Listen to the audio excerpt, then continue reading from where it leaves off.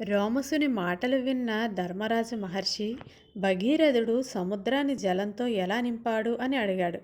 రోమసుడు ధర్మరాజుతో, ధర్మరాజా, పూర్వం ఇక్ష్వాకు వంశంలో సగరుడు అనే రాజు ఉండేవాడు. అతనికి వైదర్భి, శైబ్య అనే ఇద్దరు భార్యలు ఉండేవారు. అతనికి సంతానం లేదు. అందుకని సగరుడు కైలాసం వెళ్ళి శివుని ప్రసన్నం చేసుకున్నాడు. సగరుడు సంతానం కావాలని శివుడిని కోరాడు. శివుడు అలాగే అని వరమిచ్చాడు. సగరుని భార్యలు ఇద్దరూ గర్భం ధారించారు. వైదర్భి గర్భాన ఒక అలబోఫలం పుట్టింది. అలబోఫలం అంటే ఆనపకాయ. శైబ్య గర్భాన అసమంజసుడు అనే కొడుకు పుట్టాడు.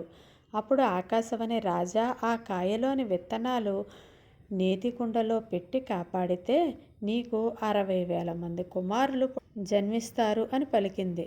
సగరునికి 60,000 మంది కుమారులు జన్మించారు. సగరుని కుమారులు లోకకంటకులుగా తయారయ్యారు. దేవతలను, ఋషులను బాధిస్తూ ఉన్నారు. దేవతలు బ్రహ్మదేవుని వద్దకు వెళ్ళి మొరపెట్టుకున్నారు. బ్రహ్మదేవుడు దేవతలతో వారి గర్వం ఎక్కువ కాలం ఉండదు, త్వరలోనే వారు చనిపోతారు అని చెప్పారు. థ్యాంక్ యూ అండి. వీడియో కనుక మీకు నచ్చినట్లయితే please like, share and subscribe.